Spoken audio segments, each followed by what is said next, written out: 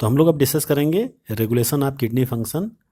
तो बॉडी में वो कौन से फैक्टर्स होते हैं जो कि किडनी के फंक्शनिंग को मॉनिटर करते हैं और रेगुलेट करते हैं। तो उसमें जो सबसे मेन ऑर्गन है वो हाइपोथैलेमस है, जक्स्टा ग्लोमेरुलस apparatus है, और कुछ हद तक हार्ट भी इसमें हेल्प करता है, पार्टिसिपेट करता है। तो इसमें पूरी मैकेनिज्म को हम लोग समझते हैं ये कैसे होता है। तो हमारे बॉडी में आस्मो रिसेप्टर्स होते हैं जो कि मेनली होते हैं हाइपोथैलेमस के अंदर। और आस्मो रिसेप्टर का मतलब हुआ कि जो भी ब्लड के आस्मोटिक प्रेशर में या बॉडी फ्लूइड के आस्मोटिक प्रेशर में चेंज हो रहा है, यानी ब्लड वॉल्यूम में, बॉडी फ्लूइड वॉल्यूम में और आयनिक कंसंट्रेशन में जो चेंज हो रहा है, इसको आस्मो रिसेप्टर्स जो होते हैं वो मॉनिटर करते हैं और रेगुलेट करने की कोशिश करते हैं। तो osmoreceptors in the body are activated by change in blood volume, body fluid volume and ionic concentration.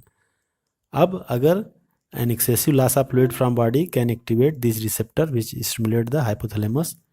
तो होता क्या है कि अगर मान लीजिए कोई भी बॉडी वॉल्यूम में, बॉडी फ्लूइड में या बॉडी ब्लड के आयनिक कंसंट्रेशन में चेंज हो रहा है, तो क्या होगा उससे? तो change in blood volume, body fluid and ionic concentration, कुछ भी इसमें से चेंज हो रहा है तो ये स्टिमुलेट करेगा आस्मो रिसेप्टर्स इन हाइपोथैलेमस। तो बॉडी के ब्लड वॉल्यूम में, फ्लूइड वॉल्यूम में, आयनिक कंसंट्रेशन में कोई भी चेंज होता है और वो जैसे ही हाइपोथैलेमस में वो पता चलता है हाइपोथैलेमस को, तो वहाँ पे आस्मो रिसेप्टर्स होते हैं, वो स्टिमुलेट हो जाते हैं और हाइपोथैलेमस तुरंत रिलीज करता है एडीएच या वैसोप्रेसिन, जो कि आप जानते हैं कि हाइपोथैलेमस न्यूरोहाइपोसिस, जो कि आपका पिट्यूटरी ग्लैंड का पार्ट है, उसके थ्रू एडीएच का सिक्रीशन कराता है। तो पिट्यूटरी ग्लैंड के बारे में हम लोग आगे पढ़ेंगे, उसके 2 पार्ट्स होते हैं, adeno hypophysis and neuro hypophysis. तो ये न्यूरो हाइपोफाइसिस के थ्रू एडीएच का सिक्रीशन कराता है। एडीएच का मतलब है एंटी डायूरेटिक हार्मोन। डायूरेसिस का क्या मतलब होता है? यूरिन का फॉर्मेशन, ठीक है, यूरिन का बाहर निकलना डायूरेसिस है। तो एंटी डायूरेटिक का मतलब हुआ यूरिन के फॉर्मेशन को कम करना या यूरिन के फ्लो को, आउटपुट को कम करना। तो एडीएच यहाँ पे increase water reabsorption from tubules. तो अभी हमने जो ट्यूब्यूल्स के बारे में डिस्कस किया, जो भी पीसीटी, डीसीटी कलेक्टिंग डक्ट्स हैं, उनमें वाटर के रीअब्जॉर्प्शन को ये बढ़ा देता है, इंक्रीज कर देता है। तो उससे क्या होगा? यूरिन का जो आउटपुट होगा वो कम हो जाएगा, यूरिन का अमाउंट जो होगा वो कम हो जाएगा। तो यूरिन के अमाउंट को का बढ़ना ही डायूरेसिस है। अगर यूरिन का अमाउंट कम हो गया तो एंटी डायूरेसिस हो गई वो। तो एंटी डायूरेटिक हार्मोन एडीएच है। तो जैसे ही ब्लड वॉल्यूम में कमी आती है, डाउन होता है, ब्लड प्रेशर डाउन होता है पूरे बॉडी का, हमारा जैसे ब्लड प्रेशर डाउन हो जाए तो तुरंत आस्मो रिसेप्टर जो कि हाइपोथैलेमस में है वो एक्टिव हो जाएंगे, वो तुरंत एडीएच रिलीज कराएंगे। एडीएच तुरंत किडनी के ऊपर इफेक्ट करेगा और वो वाटर के रीअब्जॉर्प्शन को ट्यूब्यूल्स में बढ़ा देगा, जिससे ब्लड वॉल्यूम हमारा फिर से मेंटेन हो जाएगा।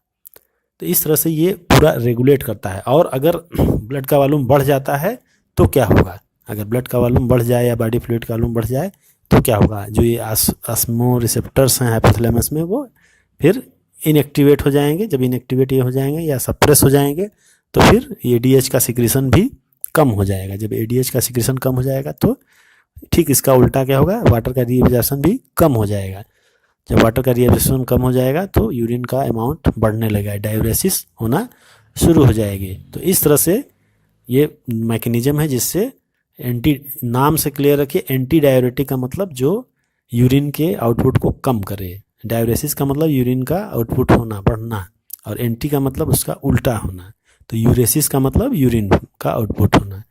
तो इस तरह से ये पूरी प्रोसीजर है। इसमें अगर एडीएच का हाई कंसंट्रेशन है तो वैसो कंस्ट्रिक्शन करता है कहाँ पे? ग्लोमेरुलस में। जब ग्लोमेरुलस में वैसो कंस्ट्रिक्शन भी होगा तो फिर क्या होगा?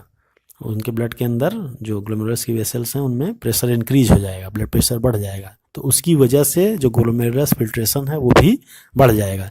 तो ये थोड़ा सा अगर हाई कंसंट्रेशन है एडीएच का तो उसके ऊपर भी इफेक्ट करता है, लेकिन मेन जो इसका इफेक्ट है वो ट्यूब्यूल्स के ऊपर है और वाटर के रीअब्जॉर्प्शन को बढ़ाता है।